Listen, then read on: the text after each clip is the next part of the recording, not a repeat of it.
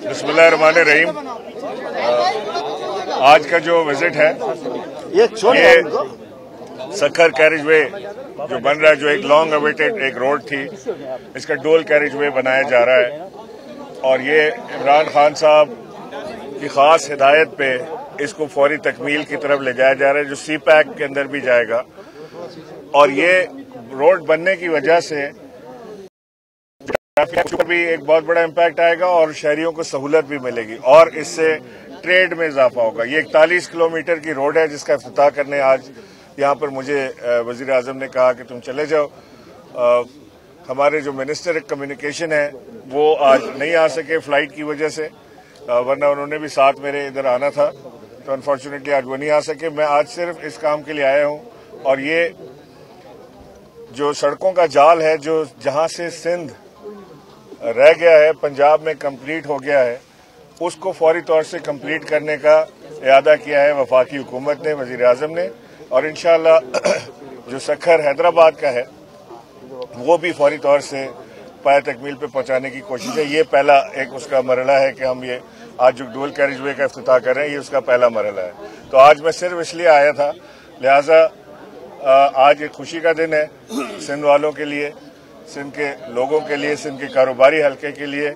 आज एक खुशी का दिन है कि एक उनको बड़ा अच्छा ये जामे मंसूबा एक रोड उनको मिल रहा है, जिसकी वजह से उनकी जो ट्रेड में डेफिसिट आ रहा था, जो ट्रेड में स्लो आ रही थी उनकी ट्रेड, क्योंकि रोड की वजह से वो अब तेज हो जाएगी और उसकी वजह से एक खुशहाली का रास्ता मजीद खुलेगा। अपोजिशन साहब आप ये बताइएगा कि आप सियासी तौर पर जो है आपकी गहरी निगाह है मुल्क की सियासी सूरत पर, हुकूमत एहतसाब चाहती है, अपोजिशन सड़कों पर एहतजाजी तहरीक का सिलसिला शुरू किया गया है। आप समझते हैं वो जो दावा कर रहे हैं कि हुकूमत गिर जाएगी, क्या ऐसी सूरत हाल देख रहे हैं? मैं समझता हूँ कि इस वक्त जो अपोजिशन एक पैनिक कर रही है वो सिर्फ अपनी चोरी बचाने के लिए एक वो मुल्क में एक अनारकी फैलाने की सूरत में है। ये बात मैं वाजे कर दूं कि वजीर आजम इमरान खान किसी को भी किसी सूरत में, भले वो रैली निकालें, अपनी ताकत आजमाएं और जो मर्जी करें, लेकिन किसी को भी चोरी बचाने के लिए एनआरओ नहीं मिलेगा, ना उनसे कोई बातचीत होगी। तो लिहाजा एहतिसाब का अमल सख्त होता है, उससे सबको गुजरना पड़ता है और जिसने उस मुल्क में चोरी की है, माल खाया है, जिस मुल्क का माल लूटा है, उसे हिसाब देना पड़ेगा। अच्छा, आप सिंध में भी आए हैं तो क्या समझते हैं कि सिंध में पीपल्स पार्टी ने जितनी बजट इस्तेमाल की है तो वो वाकई यहाँ पर रोड रास्तों पर शहर में इस्तेमाल हुई है या वफाक को जो मुदाखलत करनी पड़ रही है? तो क्या आपने भी देखा है सिंध में? देखिए, वफाक अपना काम इस वक्त कर रहा है और ये जो जिम्मा वफाक ने उठाया है, जिसमें अभी आपने देखा एक कराची का पैकेज भी बहुत बड़ा पैकेज का अनाउंस किया गया है। वजीर आजम अंदरून सिंध का भी एक इसी तरह का पैकेज डिजाइन कर रहे हैं और सोच रहे हैं, और जल्द इंशाल्लाह अंदरून सिंध का दौरा भी करेंगे ताकि अपनी आंखों से वो देख सकें कि कहाँ कहाँ किस चीज़ की ज़रूरत है। और वफाक ने जो अपना काम करना है वो वफाक बड़ी स्पीड से करेगा। ये मेरा आपसे वादा है कि इंशाल्लाह जो जो चीज़ें वफाक से अनाउंस होती जा रही हैं उसको फौरी तौर से हम पाए तकमील तक ले जाएंगे। गवर्नर राज के लिए कहा जा रहा है कि सिंध में गवर्नर राज लगने जा रहा है और पीपल्स पार्टी में फॉरवर्ड ब्लॉक भी बनने जा रहा है, इस पे क्या कहें? स्मार्ट लॉकडाउन पाकिस्तान का बल्कि दुनिया का बेहतरीन मंसूबा था। स्मार्ट लॉकडाउन का लोगों ने मजाक उड़ाया शुरू में कि ये स्मार्ट लॉकडाउन और ब्यूटीफुल लॉकडाउन और अगली लॉकडाउन और गुड लॉकडाउन, बैड लॉकडाउन, ये क्या होता है? अब सारी दुनिया केस स्टडी कर रही है पाकिस्तान को कि जो वजीर आजम का विजन था स्मार्ट लॉकडाउन का वो सबसे बेहतरीन था।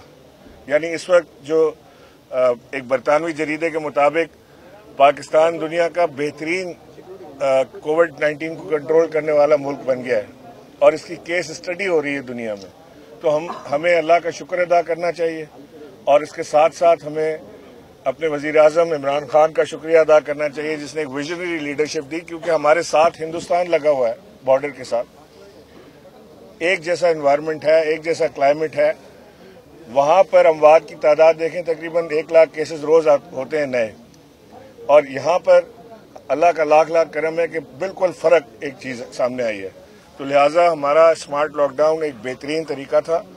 मुझे खुशी है कि तमाम सूबों ने भी उसके ऊपर अमल किया, जल्द या देर से।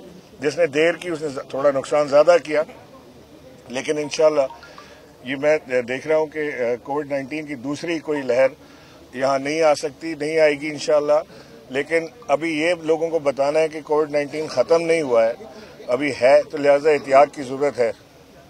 गवर्नर राज की बातें हो रही है कि सिंध में गवर्नर राज लगने जा रहा है, पीपल्स पार्टी में फॉरवर्ड ब्लॉक बन रहा है। ये जब भी गवर्नर राज की बातें होती हैं, गवर्नर को छोड़ के होती हैं।